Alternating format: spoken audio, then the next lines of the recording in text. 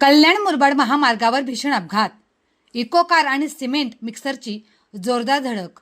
अपघातात अनेकांचा मृत्यू तर काही जण गंभीर जखमी. आताच्या घडीला एक सर्वात मोठी बातमी ठाणे जिल्ह्यातून समोर येत आहे. कल्याण मुरबाड महामार्गावर आज सकाळी एक भीषण असा अपघात घडला. रायते गावाजवळील पुलावर इको कार आणि सिमेंट मिक्सर ट्रक यांच्यात समोरासमोर जोरदार धडक होऊन अपघात झाला आहे. धडक इतकी भीषण होती की इको गाडीचा पूर्णपणे चुराडा झाला.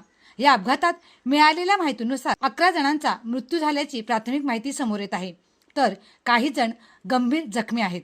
अपघातानंतर परिसरात एकच खळबळ उडाली.